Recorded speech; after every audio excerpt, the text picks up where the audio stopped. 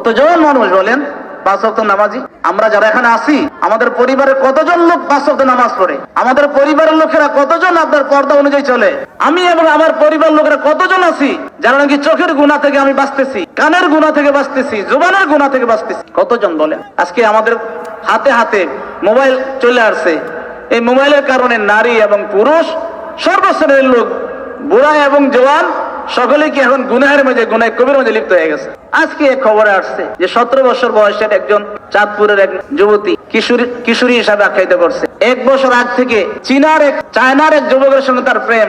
ওই চায়নার যুবক আজ থেকে প্রায় 1 মাস আগে সে বাংলাদেশে আসছে। এখন ওই যুবতীর মা, বাবা, পরিবার লোকেরা যুবতীকে হারাই ফেলছে। এখন দুইজনে এই চাঁদপুরের এক শহরের এক হোটেলে সময় কাটাইতেছে। এরপরে মা বাবা সন্তান পাই জিডি করছে পুলিশ, এরপরে কিশোরীকে তার মায়ের হাতে সোপর্দ করছে। ওই চায়নাকে কি এখন তাকে দেশে পাঠাবে? বলেন তো, কোথায় চায়না, কোথায় বাংলাদেশ? মেয়েটার বয়স কত? এখানে কতগুলো গুনাহ হয়েছে বলেন? চোখের গুনাহ হয়েছে, কানের গুনাহ হয়েছে, 1 দিন না 2 দিন না, মাসের পর মাস, বছর হয়েছে। এরপরে লজ্জাস্থানের গুনাহ হয়েছে। এই মেয়েটা যে এরকম একটা বিদেশি পুরুষের সঙ্গে প্রেম করতেছে, এই মেয়ের মা ছিল কোথায়, বাবা কোথায়, এই মেয়েটার ঘরের অন্যান্য সদস্যরা কোথায়? আমাদের ঘরের অবস্থা কি? আমাদের ঘরের কি অবস্থা? কুল্লু আইনিন বাকিয়াতুন ইয়াউমাল কিয়ামা, কিয়ামতের দিন সকল চক্ষু কানবে, সকল চক্ষু কানবে। ইল্লা আইনুন গাদাত আন মাহারিমিল্লাহ, ওই চক্ষু কানবে না যে চক্ষু আল্লাহর হারাম জিনিস থেকে কি করবেন? নিচের দিকে তাকায় থাকবে, হারাম জিনিসে তাকাবে না। এখন আমরা নেককার মানুষেরা, নামাজিরা, রোজাদাররা, হাজিরা, সব শ্রেণীর লোকেরা মোবাইলের মাঝে কি পরনারীকে দেখতে দেখা হয় কি হয় না? এখন এই চোখ কি করে বলেন? সাক্ষী দিবে আমার বিরুদ্ধে, আপনার বিরুদ্ধে। মেরে ভাই ও বুজুর্গ দোস্ত, একটা গুনাহের কারণে একজন মানুষ জাহান্নামে যাইতে পারে। আর আমরা কত গুনাহ করতেছি। এখন একটা গুনাহের কারণে একজন মানুষ জান্নাত থেকে জাহান্নামে যেতে পারে।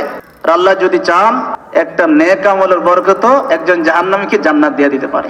বুখারী শরীফে আছে যে একজন মহিলা নেককার একটা বিড়াল বাইন্দা রাখছে। এই বিড়ালকে খানা দেয় নাই।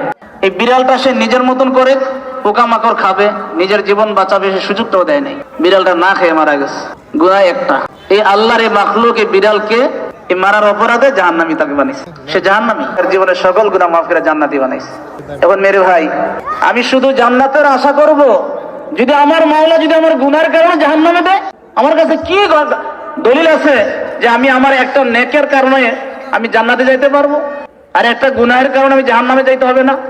আমার তো কোনো জানা নাই মেরে ভাই। এই জন্য আমাদেরকে এখন হুঁশিয়ার থাকতে হবে। ইত্তাকিল মাহারিম, সমস্ত গুনাহ থেকে বেঁচে থাকতে হবে। হাতের গুনাহ, পায়ের গুনাহ, জুবানের গুনাহ, চোখের গুনাহ, দিল ও দিমাগের গুনাহ। এই দিল দিয়া, দিমাগ দিয়া গুনাহের এই চিন্তা ফিকির করা, এটা তো সবারই হয়ে যায়। আল্লাহ আমাদের সকলকে হেফাজত করেন। এই জন্য যখন এমন কোন চিন্তা আসবে, তখন কি নিজেকে হেফাজত করতে হবে।